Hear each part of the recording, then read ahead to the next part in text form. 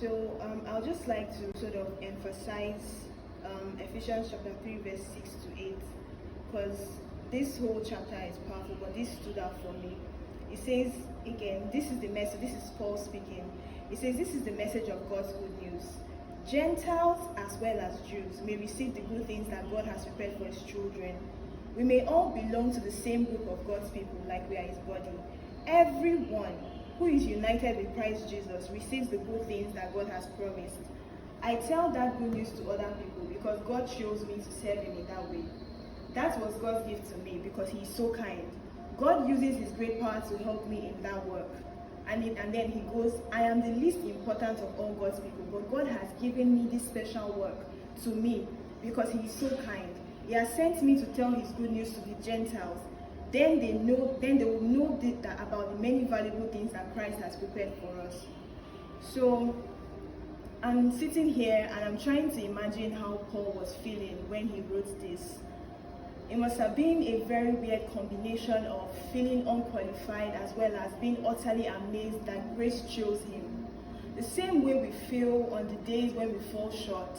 We sideline God's love and then we shut our mouths. We do not proclaim the gospel to our world.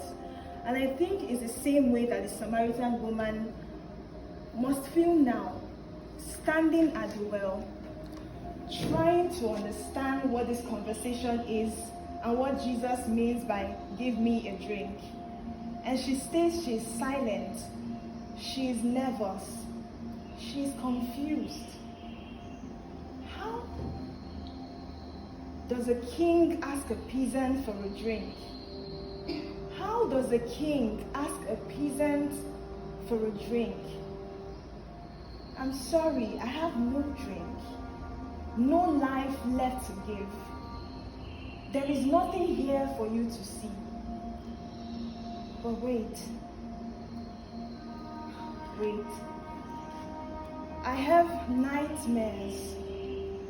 I have a basket of condemnation. I have a storehouse of guilt. I have a mansion made with anger. How dare you ask me for a drink? How dare you? And Paul says, in verse 6, this is the message of God's good news. Gentiles as well as Jews may receive the good things that God has for his children. But how? How does one trade a drink for a living spring? How do I present this pain as worship? How can I present myself for this sweet worship? Please, give me this living water, life eternal.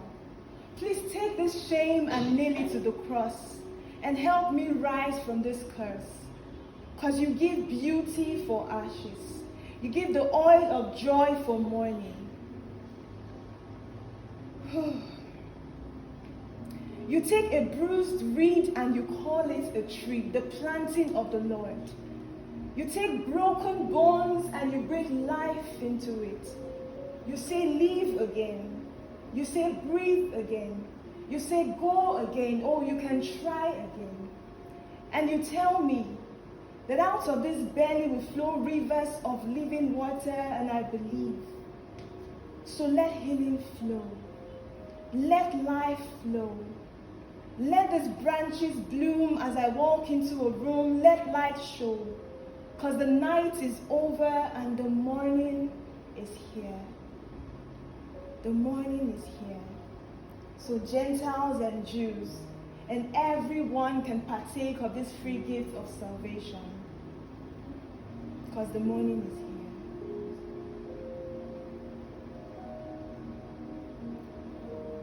And I just want to sing this song. For the overwhelming, never-ending, reckless love of God.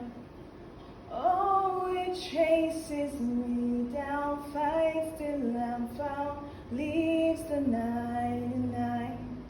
I couldn't earn it, I don't deserve it, still you give yourself away. Oh, the overwhelming, never-ending,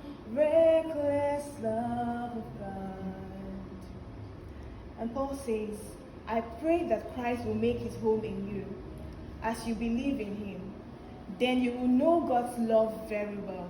You will be like trees that have roots, which go down deep into God's love. That will make you strong. Then you would understand with all God's people how much Christ loves us. That love is very wide and long and high and deep. Christ's love for us is so great that nobody can ever completely know it. As you understand this more and more, God's own nature will completely fill you. God's own nature will completely fill you.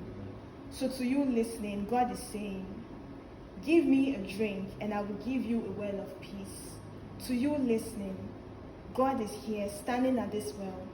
He says, give me your life and I will give you a living spring. To you listening, God is here, whether Gentile or Jew. He says, I have washed you holy, righteous, pure, sanctified sanctuary of God. So would you come boldly and partake of this gift, Gentile and Jew? Thank you.